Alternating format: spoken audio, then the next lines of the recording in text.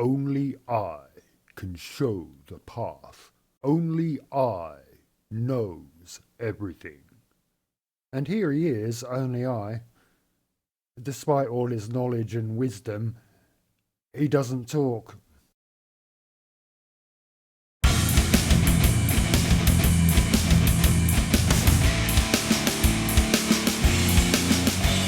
The mistake I make in every single one of my videos is this unironic and excessive verbiage that sounds great if your voice is pretty much anything other than what mine is, you know, estuary Essex, which I've leaned into so much over these past few years in order to feign authenticity that I now actually talk like that, like this. The same way I've always talked, in fact, but for a while I thought I sounded a bit more sophisticated. But I didn't, as any audio evidence from this period will cruelly show. I just sound like a dirt-caked urchin with a tatty old dictionary, but I thought I was getting ahead. Another mistake I make in every one of the videos where I reflect upon this, I go on to chastise myself for being oratorically overbearing, and then I make the promise to you, dear viewer, that I will refrain, see, there I go again, nay, stop even, that kind of thing. Yet not 2 minutes later, I'm liable to be pulling out a word like flossy nossy nihilipilification. What do you want?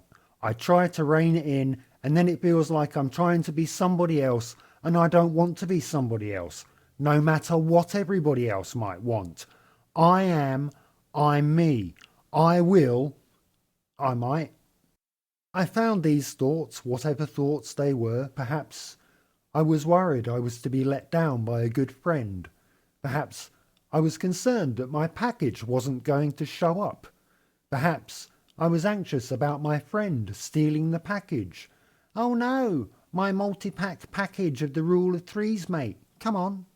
But whatever they were, these thoughts, they were troubling enough that I sought respite outside of my usual haunts, and I ended up at a little garden area between a motel with a neon sign flashing availability of vacancies for guests and their enemy across the street, the Cue Ball 8 or whatever it is. But it was this little garden between two motels at dusk. There were oversized plant pots, Sam's Club Dynasty era, I believe, in this garden, well, garden-esque, aspirations of being of, but you know exactly the kind of liminal space I'm talking about. Not a third space, which is different to an intermediary space and is actually beneficial to the social fabric, but a liminal space, useless to everybody, with enormous plant pots, each with a sickly-looking stick in it.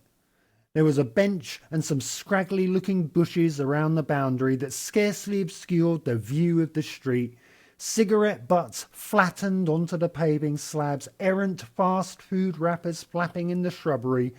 I won't describe all the trash and detritus because I want to keep this cunt PG. But there I was in this little liminal area deep in the throes of existential despair when suddenly police appeared brandishing handcuffs and asking about me by name. "Hello, hello, hello," they said. "Are you Patrick O'Connor from England? Well, whatever, Sonny Jim, you're nicked." It was a short ride downtown to the precinct, temper spraying in the busy station because that's what happens in the movies. They still have typewriters on the desks at my local police station. Turns out they didn't computerise things because you can't club minorities to death as easily with a wireless keyboard as you can with a Tipper 1 typewriter and still expect full functionality afterward. But there I was in the interrogation room, and I will now helpfully describe the scene by bastardising this rhyme from anti-cop propagandist Ice-T. 4 in the morning, lights in my face. I stole this rhyme, but you know the place. Cuffed in the room with the two-way glass. Defectives in effect. Cold dog in my arse. What's your date of birth? What's your real name? I said, air quotes, comedian. They said, that's not how it goes. 2 police in the interrogation room, one of them a 16-year-old with a crew-cut haircut, 100, and he had the body shape of Popeye the Sailor Man. And he had the kind of attitude that if it could have spoken would have said, I missed the opportunity to beat my domestic partner this morning before my shift started. I'm well pissed off about it. His attitude would have said that, but unfortunately it had the same level of articulation and cognition that the police themselves have, which is to say his attitude had all the expressive capabilities of the average sea sponge. So beyond pure malevolence, his attitude communicated nothing. For some reason that may or may not become clear, the uniform he was wearing was red. This, I deduced, was the bad cop. The other cop was the opposite of a bad cop, as they were wholly dead. This boy in blue was green and mouldy, crying for brains, a delicacy denied them throughout the duration of their existence, but they didn't need any of that jazz to join up to the local police department. Killed in the line of duty while playing telescope with their sidearm. What a fucking wally. It's good that they're dead. All police should be. But, like a retired Floridian, somehow, inexplicably, they're still twitching some. It is at this point, dear viewer, that I feel I should point out that despite the judicial attention to hyperreality, this story is not true. But it is through these bald-faced lies I tell that truth shall be ultimately arrived at. Okay, before I get to the point of this routine, I am going to dispense some legal advice. Take it from me, I passed the bar. Many of them, in fact. It's so expensive to drink out these days, unless you go the brown paper bag route, and even then. But the legal advice is this. Don't say anything to police. How do I know this? Because in every single solitary fucking episode of Law and Order Criminal Intent, the propaganda extravaganza, the antagonist is brought down by their own big mouth. If only they had said,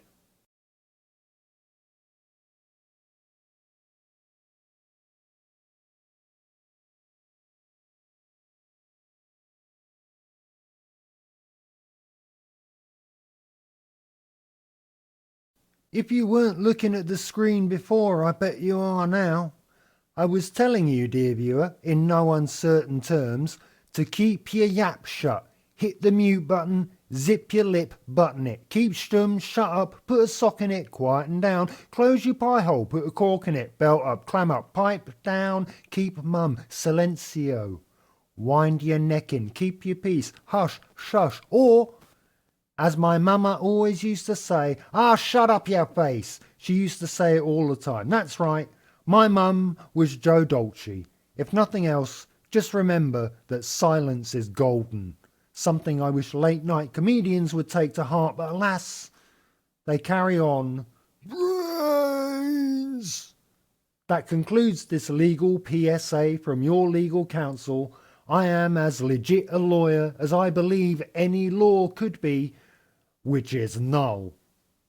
During the interrogation, the zombie cop was all like, would you like to look at a can of Coca-Cola while we question you? Well, Coke or not, here's a napkin with a picture of a rainbow on it. While the bad cop was all like, Zombie cop is way too soft on criminal scum like you. Now tell us what we want to know. Does my bum look big in this? I stole that from an old BBC television programme called The Fast Show. Because I'll nick anything, I will, because I'm a little bit large hands, you see. But the upshot of all this was that the cops weren't confident that they had the goods to keep me locked up. So they took it up with a senior officer who could authorise my continued detention. The only person available was the aerial unit commander for the helicopter division, a division comprising one helicopter that they share with 3 other parochial police stations and also lend to WSIL 19 for morning traffic and weather. So they brought me before the pilot. Washing the engine grease from his hands, he said, "It's the end of my shift. I don't give a toss what you do." And that was that. So much for the checks and balances, eh? What they decided to do next made me really cross. Another mistake I often make in my videos is to reduce things to such a simple level that the nuance is lost. Both parties are the same, and they are, but like the dead cop and the bad cop, there has to be enough material difference between them to stimulate the required response from a captive electorate. Sloganeering is never a good idea, folks. That's what I say incessantly like a mantra. The political parties aren't two faces of the same coin. They are synergistic cogs in the service of the same machine, and, like the industrial carceral complex, it doesn't serve you. Representative democracy in the USA has done nothing positively meaningful for the population since the New Deal. Remember that? Oh, please, workers, we'll give you fair wages, good standard of living, and continued carte blanche to be as racist as you like. Just don't have a revolution, please. That was then, when they didn't want a revolt, and now they're clearly fucking gagging for it, aren't they? It's their own fault for not giving the hoi polloi their fair share on the policies they want. Policies like eviscerating billionaires, throwing Zionists into a bottomless pit, and free childcare. But no, instead of all that, what we get given is some dog shit on a cocktail stick and told we're socially contracted into permanent debt for this treat. Vote for you. I want you dead, all of you. There is nothing to vote for because the system itself is untenable and wholly unacceptable. And it smells of poo. There's no such thing as a lesser of two evils. There is only evil, and only fools or late-night comedians would think otherwise. That's all for this episode. Thanks for watching, and remember, otherwise, you might forget. Good night.